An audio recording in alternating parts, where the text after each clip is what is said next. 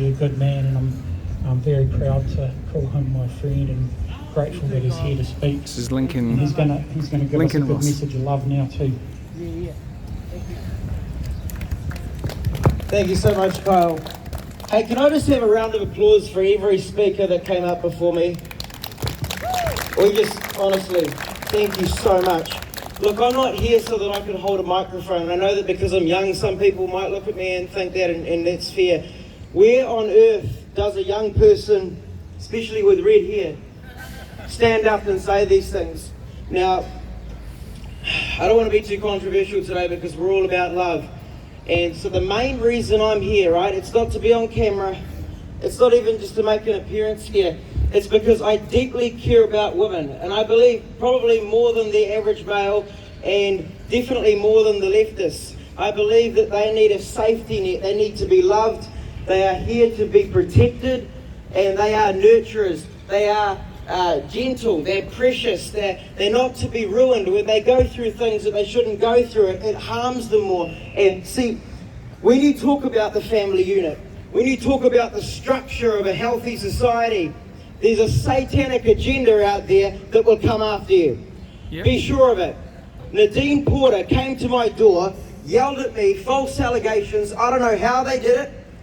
They went to my ex-girlfriend, and I don't know if they paid her or whatever, but I don't think that she would tell those lies unless very much pressured to tell those lies and told what to say. Because we had a great relationship and we left on good terms. Well, I think we left on great terms. I accepted it. But there was a full-page article about alleging things that happened that never happened. These things never happened. They have done that to me because of the things I speak about. Because I come against the agenda that is trying to rob women of who they are.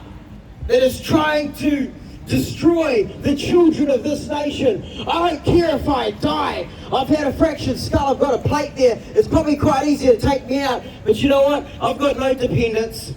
I'm happy to die for what I believe in because this nation's going to hell in a handbasket. And I know where I'm going if I die here today. So I'm here today to say that there are two genders. And there's a whole movement out there that is robbing and destroying women. It's taking away their dignity. We've created a culture where in our country, women, on average, young women, they sleep with more men than women from any country on earth. They watch this. That's not their fault. Initially, it's because men created an atmosphere where it could happen.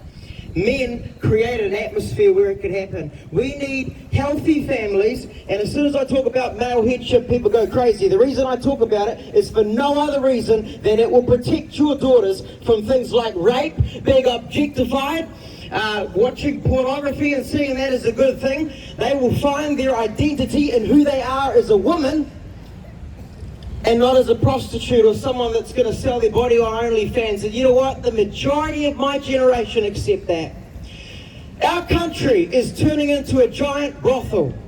And I'll tell you what, the only thing I do, I talk about the family unit, I talk about the agenda that stole the rainbow, that by the way, they run everything. They run everything. And you know who suffers more out of the two genders? It's women that suffer more. It's not actually men, it's women. And I love women. I cannot stress it enough. I wish I could rescue all of them in the world, and I'm being really vulnerable when I say this right now. I really have a soft spot for them. And it's a big, bold thing to say that, but it's because it's true. I don't like seeing them ruined because I look at the Bible and God held them as precious. And I believe, based on my interpretation, in many senses, far more precious than men. As far as, look, listen to this. If someone's going to bleed out on the battlefield for their nation, it better be a man. It better be a man. If someone's going to take a bullet, right, for standing up for something, it better be a man. It better be a man that's gone out there and put his body on the line. Because I'll tell you what, when our forefathers went to war, when my ancestors went to war, they didn't go to war so that men could abdicate their role, so that we could have the highest promiscuity rates in the world, so that we could have some of the highest teen suicide rate on earth. And since we're talking about young women today, without fathers, my goodness, And it's a harsh thing to say, but to be honest, you can hardly turn into a proper adult without two parents at home that are married. I'm going to say it. They've got to be married. I would feel shame if I was to bring children into the world and not be married. I'd be making a dishonest woman out of a woman that I'm meant to love and nurture and lay my life down for and die for. And so, if you call yourself a man, if you are a man, it's in your DNA to lay your life down for women and children. And in the society, it should be very, very clear that men are leading the direction of society and that they're doing it positively. It's because of all this bullshit that says, right, this is your rights. It's not like that. It's not a good thing. They paint the lie as a good thing. That lie comes and kills you. That lie takes away your safety net. That lie robs these young women, these young girls of knowing who they are. They grow up, they don't know who they are. They got cuts up and down their wrists. It breaks my heart. What can we do about it? Mental health stuff is not going to help. No. Strong fathers that love. I'm not talking about toxic masculinity. I'm talking about a masculinity that says, I will die for you. I will die for you. I will put your needs, my daughter or my wife, before me. That's the kind of masculinity that we need. And it needs to be emboldened in this nation. And they hate that about me. The efforts that the media has gone to, I felt like the Lord said to me at the beginning of the year, one article a month. This year. One article a month. So far I've had 4, and they've all been pretty nasty. And one was a hit job, making out that I don't know who's worse, the guy they were talking about or Adolf Hitler. But I'm not the guy they were talking about. I read it and I tell you what, and I'll be honest, and I thought, how do I respond to this? Because it's not true. Do I say that it's hurt me? Or but I'm going to be honest, it would kill the average person. It's only because of the supernatural power of God via the Holy Spirit in me, Jesus in me, that's kept me alive. Because I tell you what, we all get the same suicidal thoughts. It is an injustice for a man to be called a woman abuser because of an agenda, right, that wants to come after anyone saying that this stuff that robs women's identity. What I'm saying is, right, I said that the LGBT agenda, right, is warring on children. They're satanic. They're completely satanic. It's a completely satanic agenda. The whole thing, not just trans, the whole thing, all of it. And a lot, right? And they hate me for this.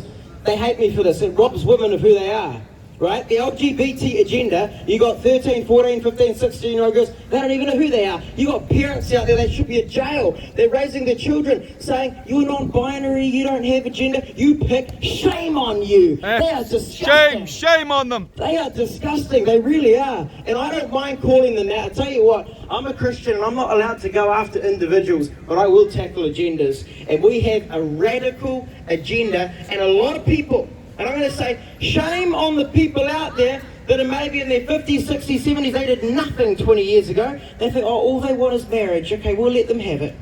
We'll let them have it. Now they want your kids. Yeah. We've had a Pride Week, a Pride Month. We've got another Pride Month, right? Hamilton's having one. They've got stuff in the libraries. They've got a Pride Week in school. I caused maybe 50 parents so far that have told me, literally, this is with God watching me saying this, around 50 people, I'm serious, to pull their kids out of school that week. And I don't know what the media is going to do. They're probably going to say I'm inciting, breaking the law. I don't care. I don't care. The thing is, this stuff is killing people. This stuff is killing people. I don't know what's worse. You know, I would rather, if it were me, not have come into the world at all than to come into the world to parents who never told me who I was. 2 male parents, for instance. I could not imagine enduring that. But the thing is, when it's all you know, you just grow up toxic. And you just grow up toxic and you become someone with no self-control. They don't fight fear, believe me. I tell you what, Chanel Lau, can I keep going? Can I have 5 minutes? 2 minutes, okay. I just remembered I won't talk about that one.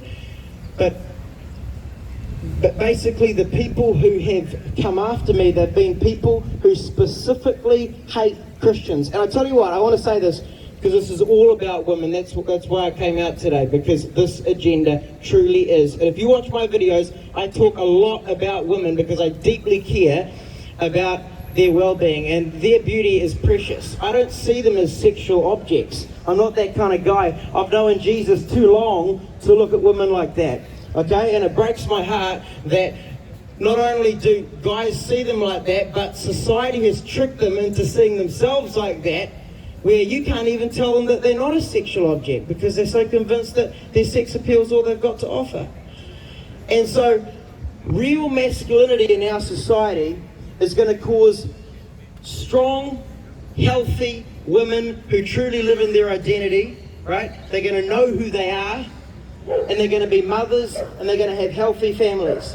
They're not going to be saying, I'm non-binary or I'm trans, and growing up and they've got cuts all up their wrists, and they're in all these weird tranny groups, and they've got no kind of direction, and they, you know, goodness, I don't know what they study in university, but they go down the wrong track, they never have kids, and they die a single old woman with a cat.